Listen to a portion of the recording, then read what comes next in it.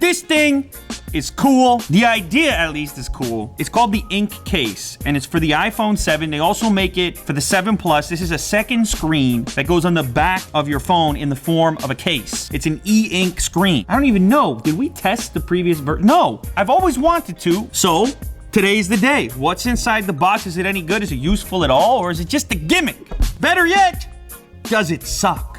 That's what it's gonna be like. The second screen for your phone. Inkcase. Well, you can see the way they're using it in this image over here as a reader for a book, an e-reader. When it comes to fatigue with the eyes and whatnot, with an e-ink screen, you kind of avoid that a little bit because it's not emitting light. Instead, it's reflecting light, kind of like a Kindle on the back of your phone. Syncs wirelessly via Bluetooth. Read it later function for news articles. That sounds cool. Photo wallpaper. You can see you could have your significant other there if you like. Shock protection. Bluetooth 4.0, so you know it's going to be low power consumption. And the screen itself is 4.3 inches on the 7 version, and on the 7 Plus, 5.2 inch e-ink screen.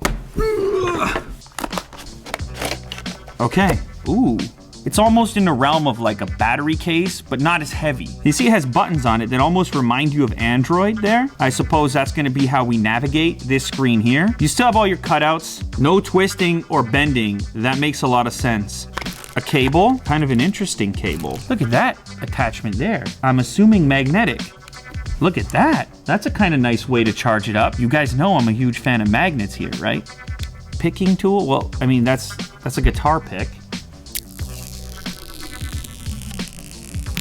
Ooh, so fresh. It's booted up now, and you're seeing this nice high contrast e-ink display, which I have to admit is kind of new for me. So these buttons down here are the touch buttons. The screen itself is not a touch screen. Ebook, there it is. That's what it's gonna be like. Oh, here's some different backgrounds I can choose. And this looks like calendar maybe. Oh, this is that dashboard kind of look. Your activity, how many steps you've taken, how many floors you've climbed, the distance you've traveled. It tells you the weather, upcoming events if you have them in your calendar, and then reminders. So that's kind of nice. Now, of course, there's an app for this. Oh, cool. So check this out. I can manage the reader, the different books, Alice's Adventures in Wonderland. Will do. You ever seen Alice in Wonderland? Yeah, it's unbelievable, right? Yeah, I gotta check that out again. It's very, very rude indeed. Photos as well, so I can allow my photos to be displayed on there. So I'll go ahead and allow photos. What were these images from? From the case that prints out, print, P-R-Y-N-T. If you didn't see that video, go check that video out. How about this one? Crop it like this, save. So the app lays things out from reader, photos, read later, widgets, and then my Inkcase, which I'm gonna select right now. I'm not paired, so I'm gonna pair it up. I can pair right from the app. Oh wow, this is cool. All right, so now it's gonna be able to track my fitness stuff from the health app, adjust the font size, and the text alignment. I'm gonna send this photo to Inkcase. Whoa, and just like that. Not sure why I would want that photo specifically on the back of my case permanently. So I've got Pocket installed now, so I'm gonna try to send some news over to the case. Here's a cool one, the life, death, and legacy of iPhone jailbreaking. So that's in my Pocket now. Do you think that shows up on Inkcase? There it is. Now the article that I saved to Pocket is available inside the Inkcase. No, Google's not a bird, bringing the internet to rural India. Maybe I want to read that later. I'm gonna add it in there. Look at that.